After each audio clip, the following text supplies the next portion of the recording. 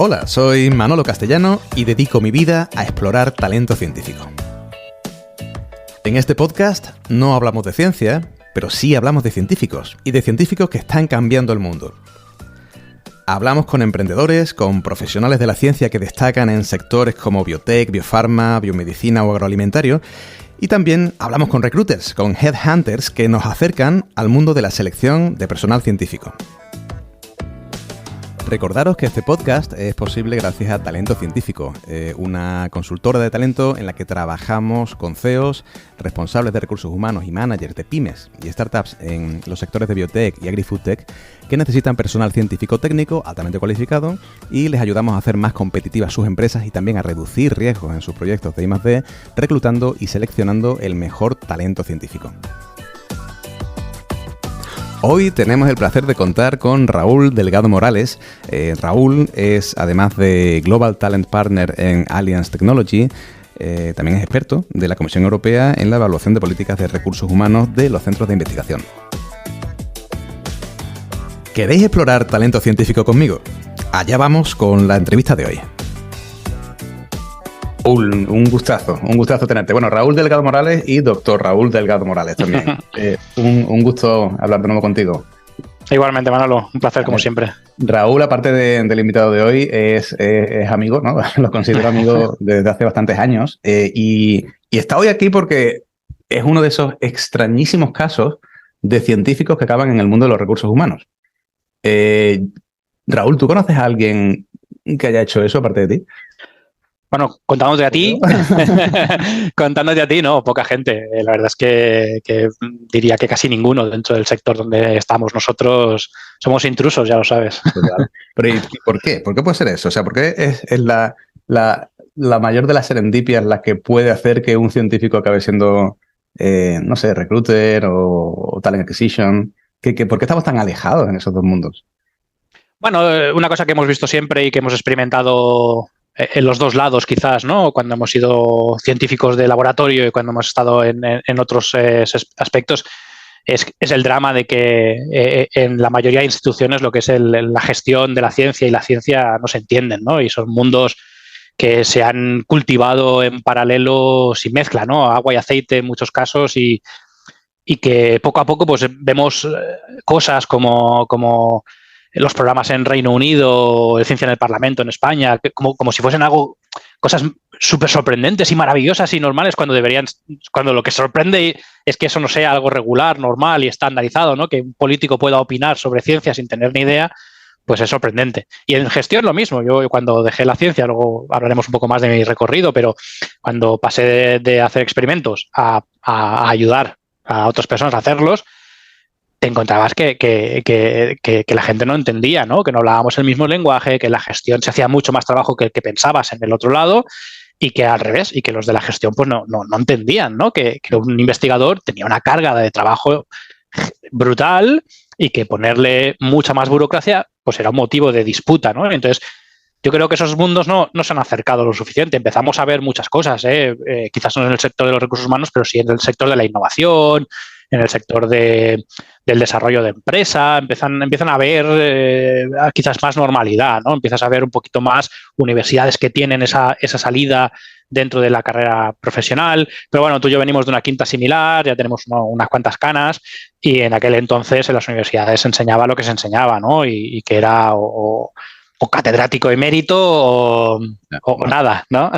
Fíjate que es interesante porque ahora, dentro de lo que tú dices, no hay más formaciones, incluso los recursos humanos de algunos institutos de investigación se toman en serio esto, ¿no? De formar en temas que no tienen nada que ver con la parte científica técnica a investigadores, ¿no? Antes existía, pero mucho menos, ¿no? Pero lo que me parece más interesante es que yo creo que nos criamos en el mundo de la investigación sin un concepto claro de qué son los recursos humanos, porque no aparecen por nuestra vida prácticamente nunca. Es decir, no, la interacción tuya como investigador con alguien del Departamento de Recursos Humanos, yo creo que en mi vida no existió más que al final con un par de llamadas, que además no fueron especialmente interesantes. Sí. Ya eso es otra historia que un día te contaré. Pero ¿por qué hay ese desconocimiento? O sea, ¿existen los recursos humanos en la ciencia académica? Ahora sí, pero como tú dices, yo qué sé, yo cuando empecé, ahora ya demasiados años, podríamos decir 20 años, sí, 20 años casi, los recursos humanos eran quien te gestionaba la parte administrativa, ¿no? Vacaciones, contratos, cuando empezaron a ver los contratos y poco más, ¿no? Y la formación, lo que tú dices, más allá de prevención de riesgos laborales clásico, ¿no? De ponte la bata, utiliza guantes y lleva las gafas, no había nada más. Y la formación, quitando de los cursos obligatorios del programa de doctorado o del diploma de estudios avanzados en aquel entonces, ¿no? Pues no había nada, no había una formación en leadership, no había una formación en empatía, en presentación, en ilustración, y todo esto dentro de esa parte, pero de hablar en público, no sé, de crecimiento profesional, de desarrollo, no había nada de eso, eso era inexistente, no era lo que tú dices, 100% recursos humanos. Quizás en los últimos 5 o 10 años hemos empezado a experimentar centros donde, y por suerte, y tú tienes mucha experiencia porque precisamente son los centros donde tú vas, ¿no? Y que te llaman centros que han empezado a tener esas unidades de talento donde entienden que para triunfar en ciencia necesitas más que saber hacer un western o saber hacer una cromatografía, necesitas saber liderar un equipo, necesitas saber hablar en público, necesitas todo eso, ¿no? Y por suerte estamos viendo una época en la que quizás conceptos como diversidad, igualdad y demás, pues están, por suerte, lejos, o sea, por desgracia, lejos de ser 100% una realidad, pero por suerte están más en la boca de todo el mundo y están más en el día a día. Y todo esto favorece que haya prácticas orientadas a la gestión de estos profesionales, que antes eran pues muy al libre albedrío, muy por tu cuenta y con tu propio dinero, en la mayoría de los casos. Claro, y claro, uno solo puede convertirse en algo que sabe que existe. Bueno, o emprender, claro, ¿no? Pero así más difícil. Claro, ese es el mismo problema. Y precisamente en España, como tú vives en tus propias carnes y muchos otros, emprender es tan difícil porque nadie te forma en eso. No, tú aprendes aprendes el género y la familia del roble, pero claro, nadie te enseña cómo emprender, cuáles son los primeros pasos, cómo conseguir, Oye, ¿sabes? Cómo arrancar. Vamos a hablar de esos pasos, Raúl. En tu caso, tú estudiaste en su tiempo biología, ¿no? En Barcelona. Hiciste allí mismo la tesis doctoral. ¿De qué tema lo hacías? Era neurociencia, ¿no? Sí, otro ejemplo más del provincialismo. Yo estudié, si me hubiese quedado al lado de casa de mis padres, aún no hubiese sido más fácil. Entonces yo estudié en la Autónoma de Barcelona, biología, en aquel entonces era la licenciatura de 4 años y acabé con la especialidad de biosanitaria. Y me hice un doctorado en la misma universidad en estrés, depresión y aprendizaje. Un poquito el interplay, ¿no? La conexión entre cómo el estrés y cómo el estrés a nivel duro, no el estrés del día a día, sino un estrés importante asociado al síndrome de estrés postraumático, la depresión y demás, cómo eso afectaba nuestros procesos de aprendizaje, ¿no? Y eso a nivel neurocientífico, a nivel biológico, entender qué procesos, qué mecanismos, qué zonas del cerebro eran las relevantes para eso, ¿no? Y ese fue mi doctorado aquí en la Autónoma.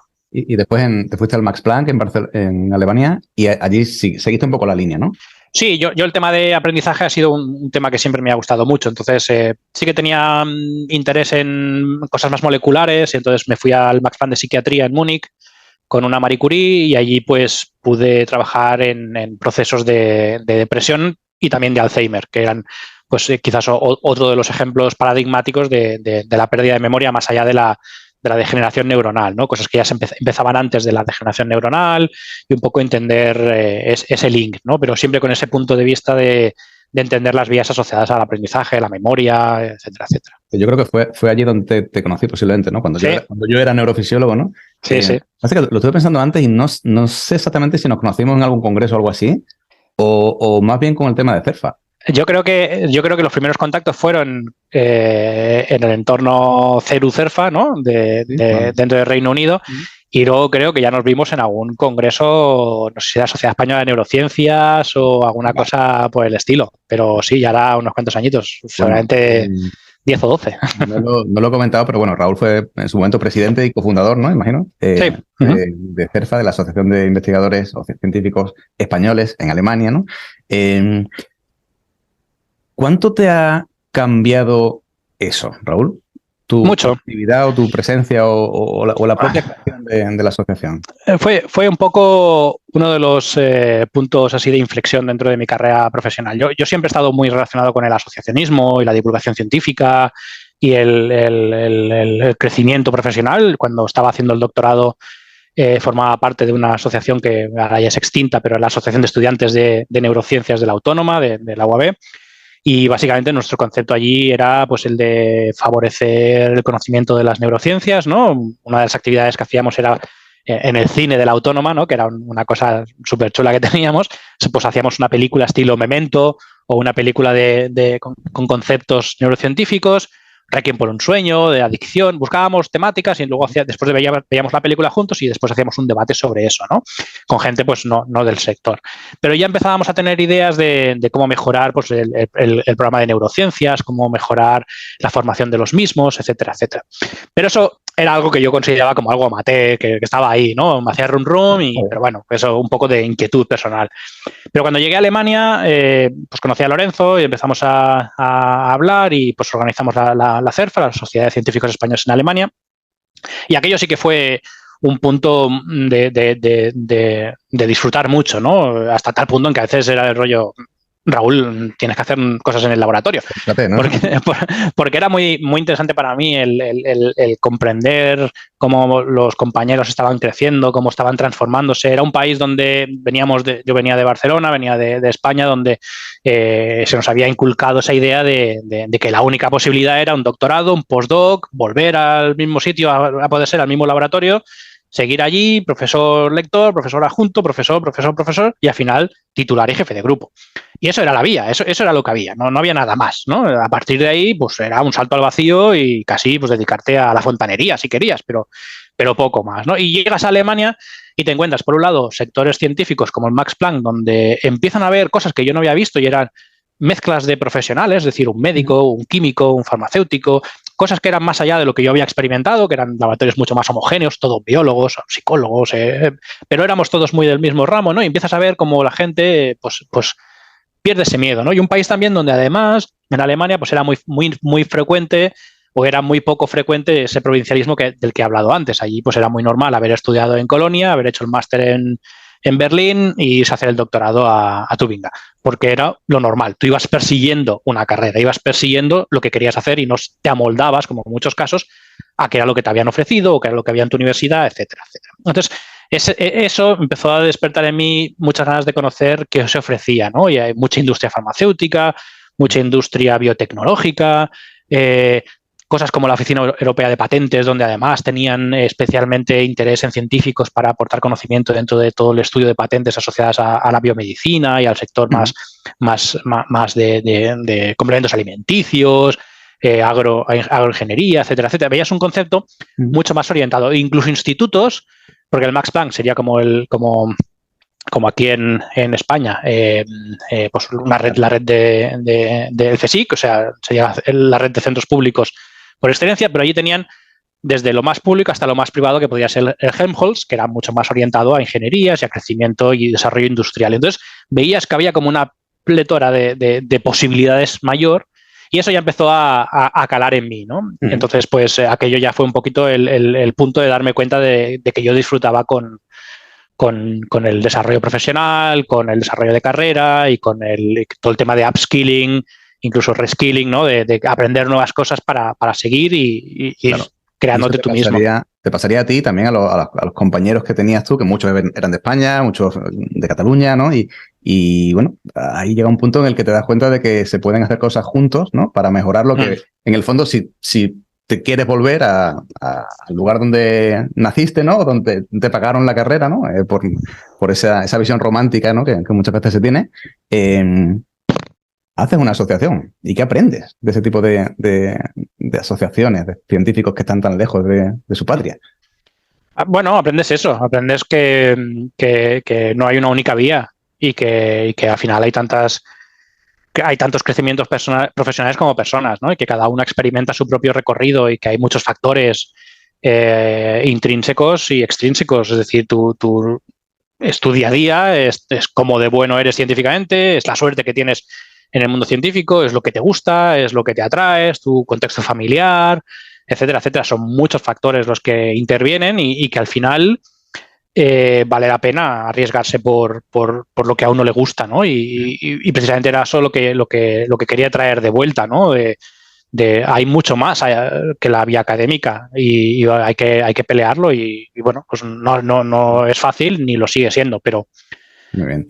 Pero bueno. Tú lo has dicho, ¿no? Llega un punto en el que tienes que arriesgar y tú arriesgas, ¿no?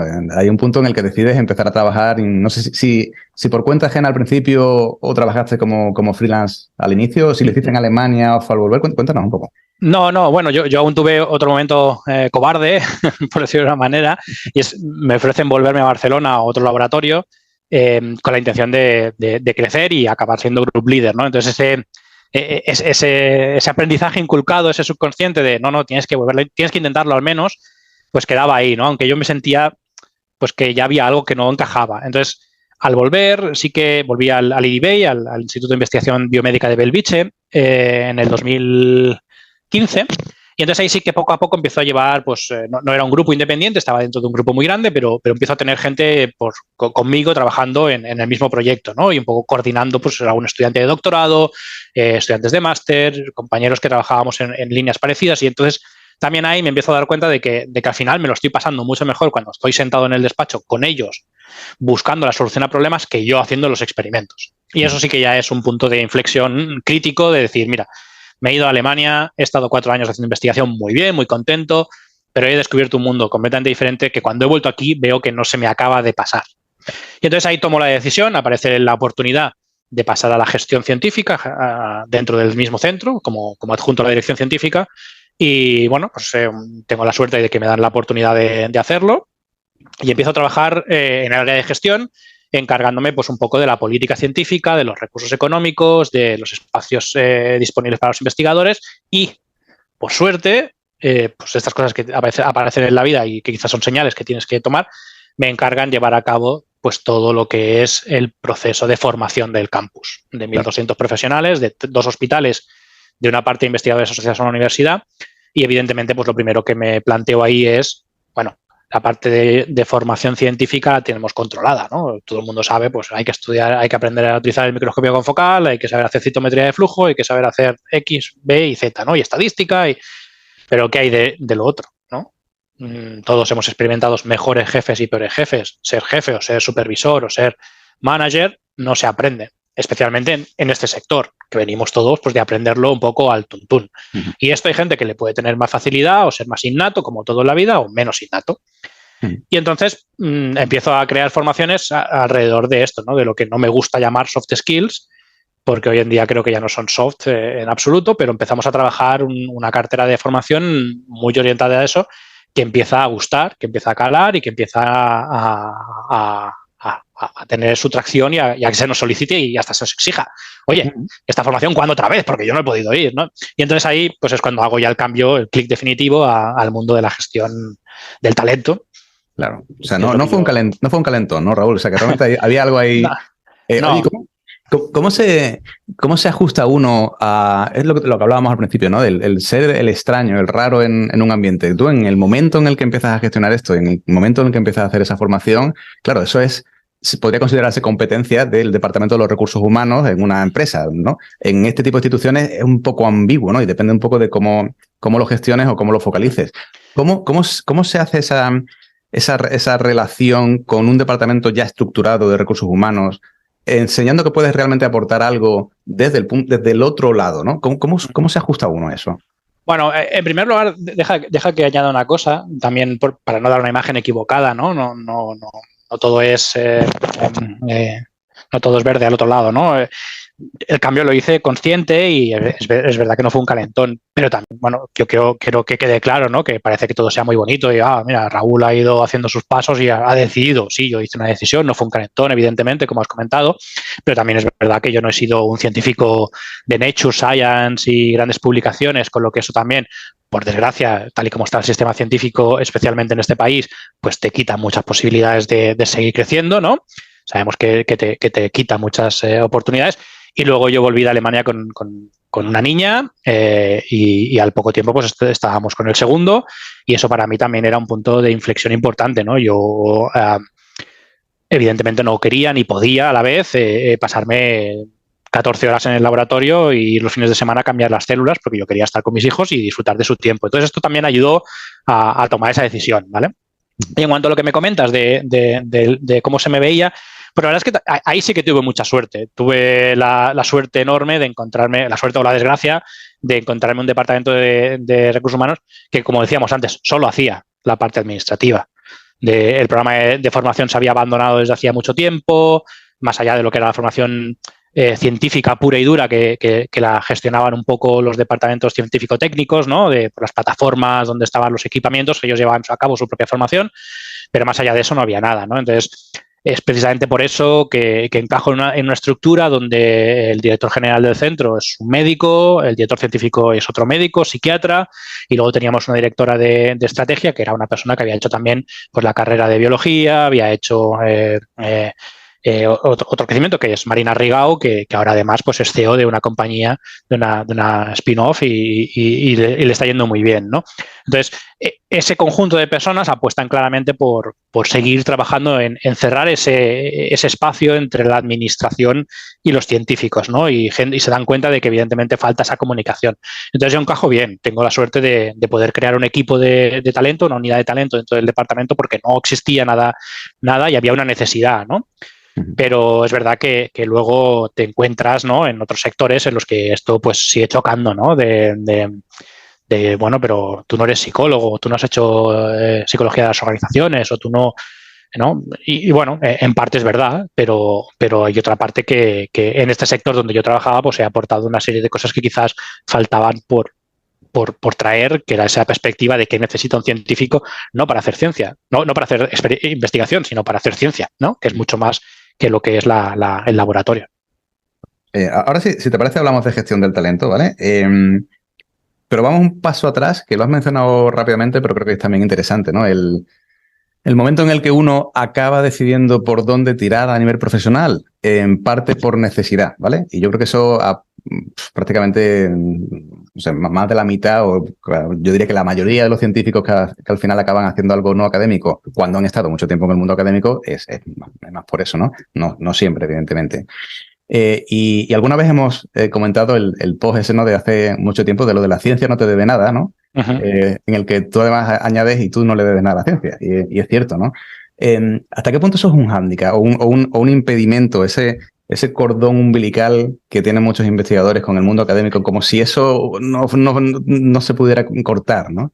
Bueno, yo creo que es lo que hablábamos antes, el problema es de base, ¿no? Nos han educado en esa manera, ¿no? En que la ciencia es solo una cosa, es solo una dirección y es solo una carrera profesional, no hay nada más que eso. Y en este país, a diferencia de pues, Estados Unidos o quizás Reino Unido y Alemania, como otras excepciones, pues no hay un tejido industrial alrededor que apoye y que fomente, ¿no? Y vemos todavía, pues eso, una ciencia en el Parlamento o unos doctorados industriales en Cataluña como algo súper novedoso en 2023, ¿no? Estamos en el momento que dices, madre mía, o sea, ¿dónde estamos? Si es que, o sea, es así, ¿no? Entonces, eso es una parte que yo creo que hay. Luego hay otra parte seguramente inherente al propio sesgo cognitivo de las personas, ¿no? Si un fontanero se lleva 20 años instalando tuberías, decirle que se ponga a estudiar electrónica, igual le parece un shock, ¿no? Porque lleva 20 años haciendo lo mismo, se siente a gusto, es lo que conoce, está en una zona de área de confort y por lo tanto, ¿no? Y pensará lo mismo, joder, con la de electricistas que hay en el mundo, yo a donde me meto, ¿no? Si todo el mundo me conoce porque soy bueno en lo mío, ¿no? Entonces, eso yo creo que es algo que seguramente le pasa a muchos profesionales más allá de la ciencia, ¿no? Pero nosotros llevamos ese bagaje detrás de muchos, nosotros al menos, quizás otras generaciones eran diferentes, pero tú y yo hemos nacido en una época en la que teníamos que dar las gracias por estar en un laboratorio, ¿no? Yo empecé gratis, sin becas, sin nada, pasándome allí las semanas, los veranos y dando gracias porque podía ir todo el verano allí a trabajar y no a irme de vacaciones, ¿no? Y eso genera una cultura, una cultura empresarial, por llamarlo de una manera, asociada a la ciencia que genera esa sensación de servilismo quizás o no semi-esclavitud autoimpuesta, ¿no? Y el generar esos grandes mitos científicos y grandes dioses de la ciencia de, hombre, es que si esta persona me deja venir, pues hombre, yo cómo no voy a, ¿sabes? Entonces, todo esto afecta, ¿no? Y es verdad que yo creo que el punto es ese, ¿no? Al final uno tiene que ser consecuente con la vida y no darse de cabezazos contra la misma pared constantemente y poner en la balanza todo. Y a eso es lo que me refería, con lo que yo tampoco le debo nada a la ciencia. Es decir, yo no me han regalado nada. Puedo haber tenido más suerte que otra, porque al final en conseguir una Marie Curie o conseguir una FPU o conseguir, pues hay trabajo, pero también hay un efecto suerte, ¿no? Quien está compitiendo contigo en esa convocatoria, todas estas cosas, ¿no? Existen.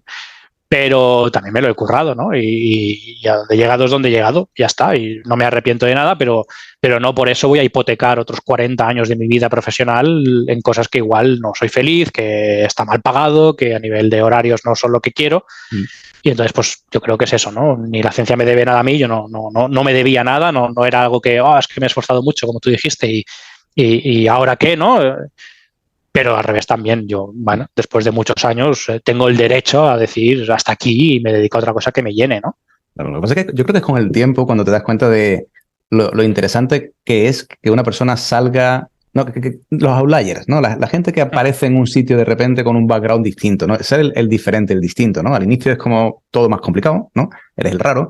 De hecho, tú mismo tienes siempre ese síndrome del impostor, ¿no? De decir, oye, que sí, no pertenezco a este colectivo, ¿no? ¿Cómo me van a percibir, ¿no? Y después te das cuenta de que muchas personas de ese colectivo te ven como un tío súper guay, ¿no? Y diferente, ¿no? Y sí, tienes que pasar tiempo, ¿no? Para darte cuenta de eso, ¿no? Sí, eso me ha pasado ahora, que estoy en otro sector y entré así, ¿no? Cuando me preguntaban, preséntate, o sea, lo siento, soy un perfil un poco raro, un intruso, ¿no? Y cuando la gente descubre tu background, pues, hola, pero si esto es súper guay, ¿por qué no das una charla de esto? Vamos a trabajar en lo otro, ayúdanos con esto. Y entonces empiezan a valorar mucho y entonces te empiezas a valorar tú, que a veces es un poco por efecto espejo. Oye, ¿tuviste que hacer algún tipo de formación concreta, ¿no? Ya cuando te enfocas en el mundo de los recursos humanos, ¿crees que es necesaria esa formación reglada, digamos? Bueno, yo soy un apasionado y enorme defensor del crecimiento profesional y personal a nivel del aprendizaje continuo, ¿no? Yo creo que nadie haciendo ningún trabajo ni para cambiar de trabajo puede considerarse exitoso si no está constantemente intentando aprender cosas nuevas que permitan hacer el día a día más fácil, mejor y más interesante. Entonces, sí, en el primer momento a mí nunca me han exigido una formación nueva, por decirlo de una manera, ¿no? Cuando yo pasé en el IDBay a gestionar talento, pues no fue algo que el IDBay me exigió, pero yo enseguida pues me apunté a un posgrado de gestión estratégica de talento porque consideraba que evidentemente pues no era mi área y que tenía mucho que aprender, ¿no? Pero yo soy quizás una persona que se mueve mucho por eso, ¿no? Por el reto de aprender cosas nuevas y en el momento en que ya no aprendo, me aburro y entonces la motivación decae, ¿no? Oye, ¿qué es la primera cosa que te diste cuenta o que aprendiste de la gestión del talento que no se te hubiera ocurrido antes como científico? Pues una de las cosas que aprendí y que quizás he visto muy en el concepto teórico y que me sorprendía empezar a ver, y es una de las cosas que más me interesan ahora mismo, es todo el tema de datos en el sector de recursos humanos, ¿no? Todo el tema de lo que ahora se llama People Analytics o Big Data asociada a personas, ¿no? Te sorprende ver cómo la gran mayoría de decisiones asociadas a promociones, desarrollo, crecimiento, incluso en un centro de investigación donde el 80% de la empresa está trabajando con datos, esas decisiones se toman sin datos, ¿no?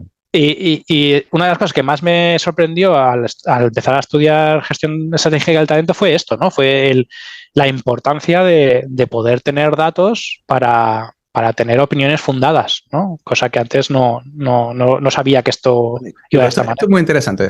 Piensa que también hay muchas de las personas que hablan con nosotros o que están escuchando el podcast no tienen mucha idea de cómo funcionan los recursos humanos. Cuéntanos eso de los datos en recursos humanos, cómo funciona. Bueno, digamos así que el rastro que deja una persona en una empresa es enorme, ¿no? Es decir, nuestra actividad diaria, todo lo que hacemos, cómo lo hacemos, la repercusión que tiene sobre cliente interno y externo, ¿no? Sobre nuestros compañeros, todo esto indica mucho de ti como profesional. Entonces, en ciencia, pues evidentemente trabajamos con medidas de impacto, ¿no? Nos pueden gustar más o menos, pero están ahí. y puedes añadir pues muchas más, ¿no? Pero en el sector de recursos humanos, pues muchas veces cuando te encuentras en discusiones de, mira, que la señorita tal ha solicitado un aumento de sueldo, ¿qué hacemos? ¿No? Y es, pues, trabaja muy bien. Sí, está todo el mundo muy contento con ella, se lo merece. Lleva muchos años, ¿no? Y se toman decisiones un poquito así, ¿no? Y esto es un poco algo que está cambiando, sobre todo en grandes empresas también, pero las pequeñas lo están implementando muy fácilmente, ¿no? Y todo esto tiene que tener una métrica detrás, ¿no? Cuántos años lleva se puede medir, cuál es su performance en el trabajo, cuáles son cuántas veces ha alcanzado los objetivos, qué formaciones ha hecho, qué skills puede aportar a la compañía, cuáles son sus conocimientos previos y posteriores, cuál es su actividad más allá de su profesión interna dentro de la empresa, es decir, lo que puede llamarse voluntariado dentro de la empresa, ¿no? Decir, pues, oye, mira, participa en esto, se mezcla lo otro, ha organizado estas charlas, lo que sea, ¿no? Y todo eso te tiene que ayudar a tomar una decisión más objetiva, ¿no? Porque si no, depende de quién te valore más, quién te valore menos, en comparación con quién, y todo esto es algo que en recursos humanos hace 10 años no se utilizaba, ahora poco a poco las grandes empresas migran a un modelo de datos en las que se aplica lo mismo. Puedes hacer lo mismo con datos de una persona como las que haces con el genoma humano, ¿no? Al final estamos utilizando incluso las mismas herramientas, R, Power BI y capacidades analíticas, Python. Utilizas programas de bioestadística asociados a conceptos diferentes, pero que estás haciendo lo mismo, ¿no? Intentar encontrar correlaciones, intentar encontrar una manera de demostrar que A lleva a B y que, por lo tanto, el proceso es interesante, ¿no? Entonces, esto es ahora algo que está muy de moda y, de hecho, es una de las cosas donde profesionales como nosotros pues aportamos mucho, porque de hecho venimos de estar muy acostumbrados a los datos. Los números. A mí me pasa un poco en el mundo directamente del reclutamiento eso, ¿no? El cómo recluta la gente, ¿no? Cómo reclutan los departamentos y hay veces que te sorprende un poco, ¿no? Sí, bueno, recruiting es paradigmático en esto. Pero llegas al nivel de que entró por la puerta y yo sabía que era la persona adecuada, ¿no? Sí. vamos a hacerlo un poco distinto. Sí, y métricas de cuánto tardamos en el proceso de selección, desde que abrimos la oferta hasta que la acabamos, retención en la empresa desde la persona que hemos seleccionado, cuánto tiempo se ha ido el primer año o no, cosas que te indiquen cómo haces tus procesos, cómo los mejoras, satisfacción del cliente, incluso los que no están seleccionados, que te puedan dar un feedback de cómo ha ido el proceso, de cómo les has tratado, ¿no? Y muchas veces tú este tema lo has tocado, ¿no? También en tus procesos, ¿no? De gente que te dice, oye, pues gracias por el feedback, ¿no? Porque estamos acostumbrados a aplicar y que recibas un mail automático que te diga, lo sentimos mucho, en esta situación no continúas en el proceso en estos momentos después de revisar, pero nada más, ¿no? Y piensas, ¿qué he hecho mal, ¿no? O ¿qué necesito? Entonces, esto poco a poco va cambiando gracias a los datos, porque esto ayuda a las empresas a hacerlo mejor. Claro. ¿Sabéis si hay alguna estimación del porcentaje de empresas que realmente utilizan el Data Analytics en esto? O sea, ¿tienen que ser empresas muy grandes, con mucha potencia en recursos humanos o no hace falta? No creo que haga falta. Evidentemente, tener muchos datos te ayuda, pero empresas pequeñas también lo pueden hacer. Seguro que tú tienes tus métricas como empresa más pequeña, ¿no? De cuántas solicitudes recibo, cuántos candidatos recibo, cuántas de estos perfiles, cuánto tardo en sacar ¿no? Y al final esto es también lo que tú, no me malinterpretes, lo que vendes a una empresa o a un cliente, ¿no? Oye, yo te consigo a alguien en 3 meses o te consigo, y te aseguro, el 90% de las veces esta persona no se va en 2 años de la empresa, ¿no? Porque te hago un seguimiento, la satisfacción de la gente que no contrato es esta, tanta gente vuelve a repetir en aplicar a posiciones que yo ofrezco porque tal, tengo esta audiencia en LinkedIn y ¿sabes? Tengo una media de conseguir 50 candidatos.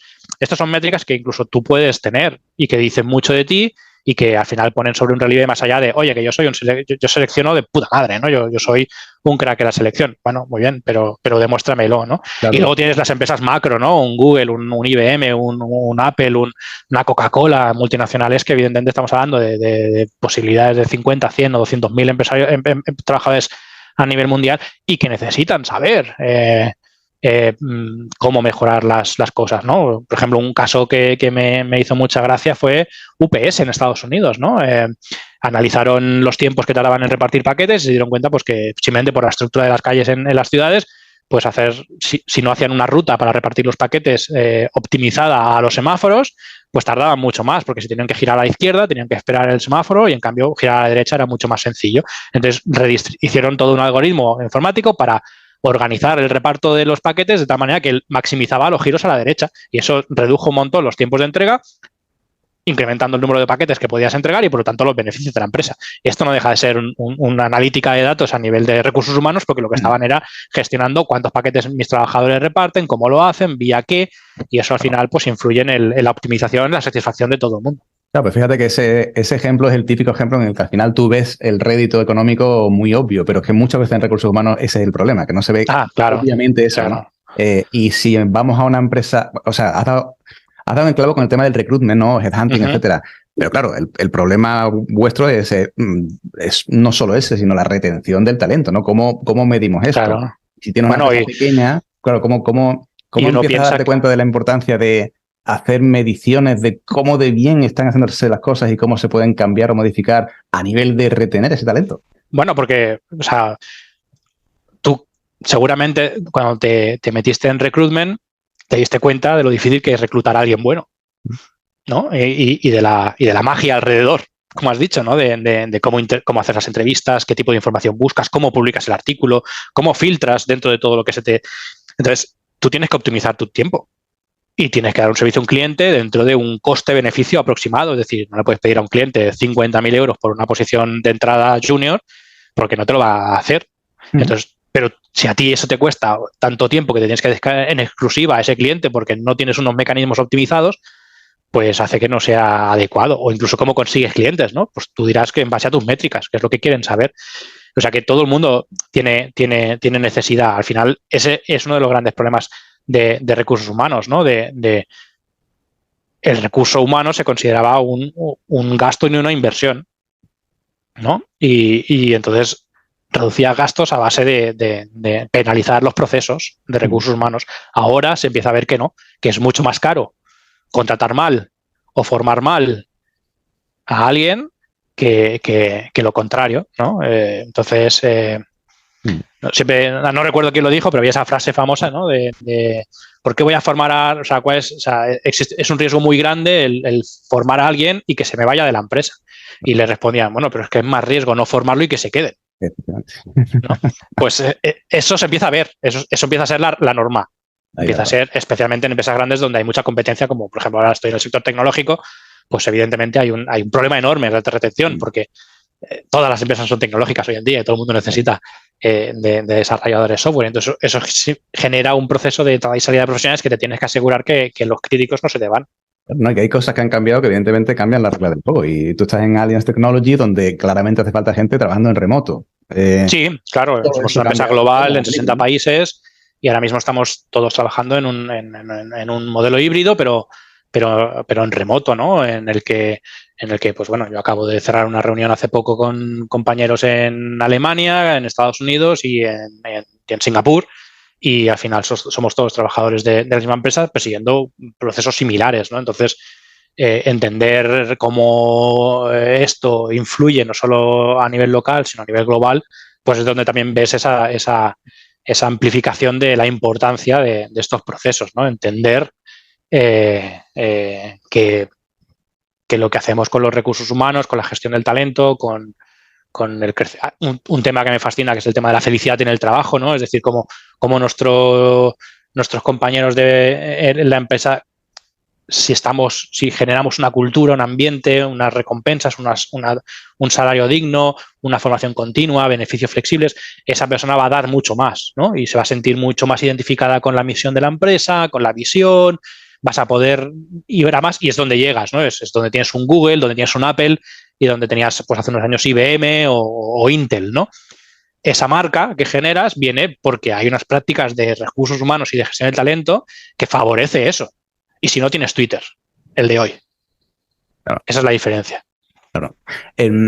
Lo has mencionado, me ha parecido interesante. El tema de tratar en remoto desde el inicio, dentro del mundo de los recursos humanos, para vosotros o para ti, ¿cuál es el reto que se tiene en un equipo de trabajo full-time remoto a nivel de cohesión de equipos y bueno, todo lo que conlleva los recursos humanos? ¿Dónde está la mayor dificultad?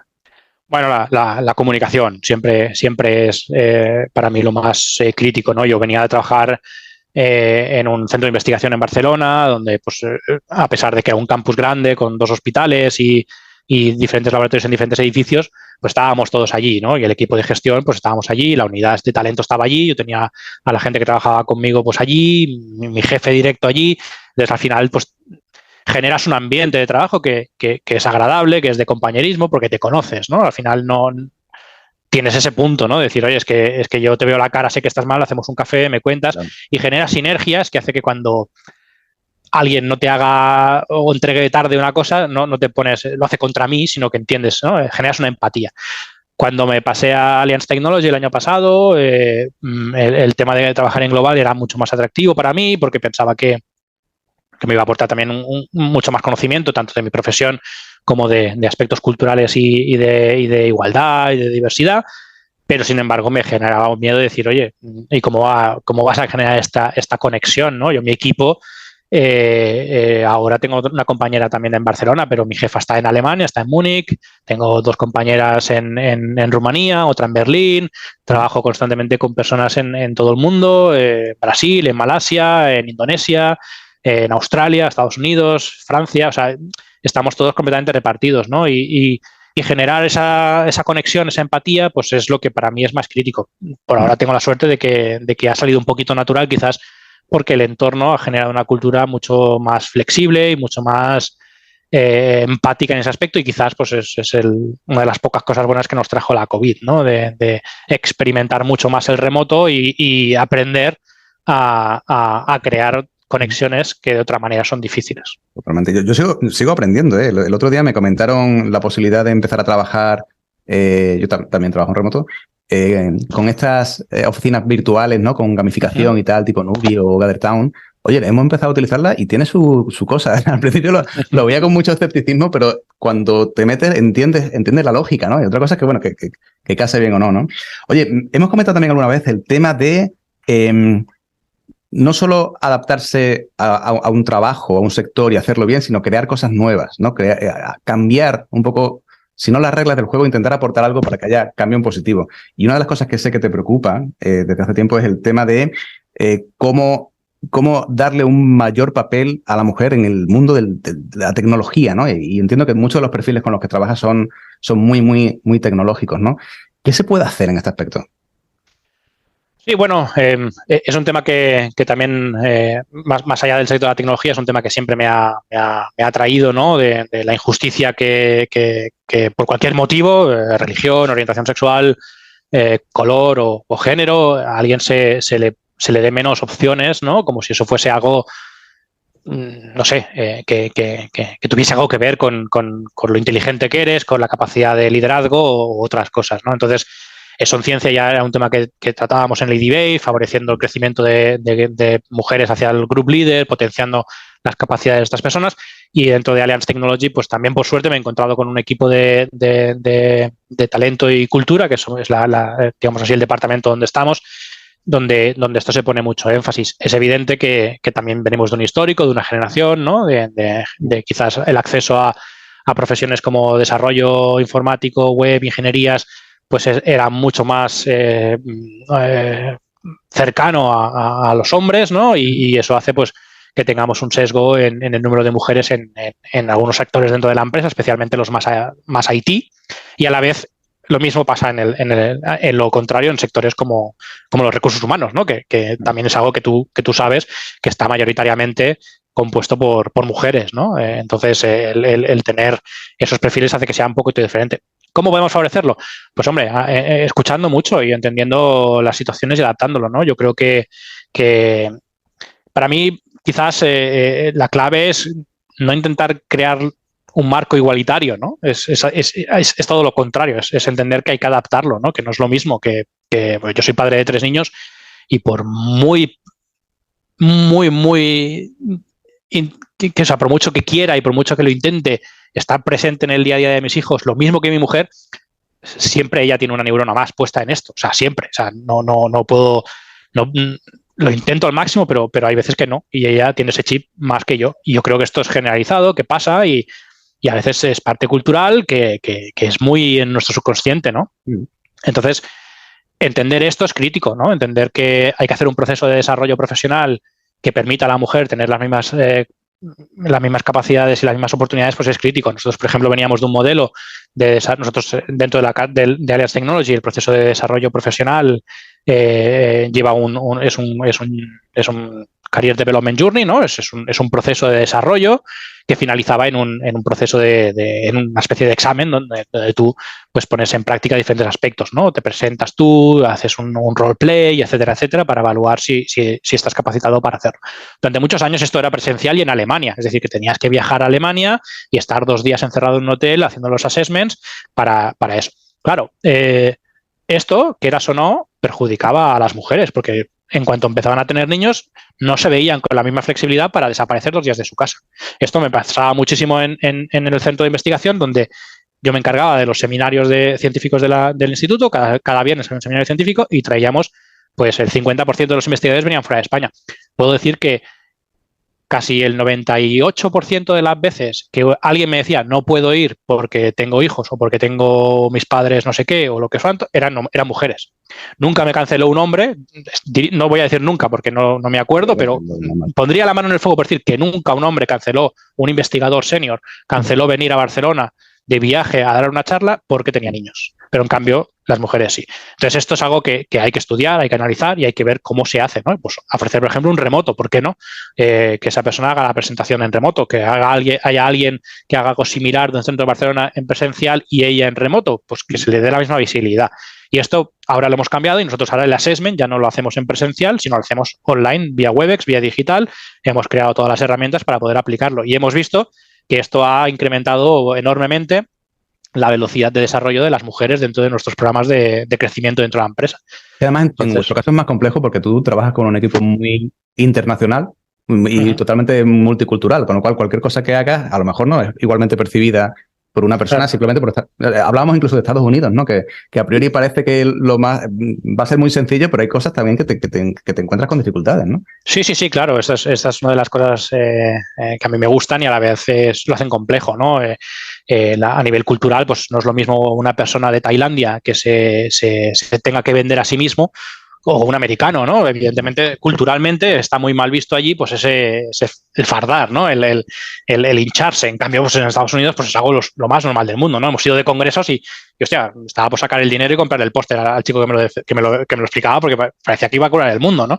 Y es simplemente la manera que tienen de explicarse y de hacer las cosas. Entonces, esto lo tienes que poner en relieve, tienes que trabajar para que no penalice. Y luego en igualdad lo mismo, ¿no? Estados Unidos tiene, por ejemplo, la política de que tú no puedes favorecer ni en positivo ni en negativo los sexos, ¿no? No puedes, aquí podemos decir, no, queremos un 40% o un 50% de mujeres dentro del leadership, tienen que ser mujeres, ¿no?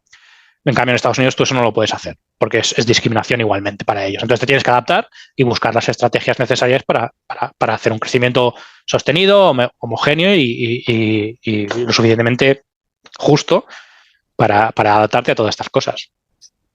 Raúl, podría seguir hablando contigo 6 horas más.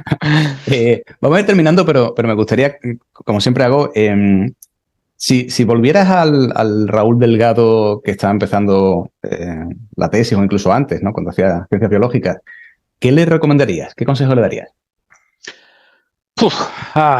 A ver, conectar los puntos, como dijo Steve Jobs, ¿no? Conectar los puntos hacia atrás es fácil, ¿no? Y ahora pues pensaría, pues no hagas el doctorado y haber hecho un máster de no sé qué, igual estarías en la industria farmacéutica tirando billetes por todos los lados y en un yate, ¿no? Pero todo lo que he hecho me ha llevado a lo que soy hoy, ¿no? Y hoy en día pues tengo la suerte de tener un trabajo que me gusta, que me permite tener el tipo de vida que necesito tener, con 3 niños, que ya es mucho hoy en día, y por lo tanto, pues a priori no cambiaría nada, ¿no?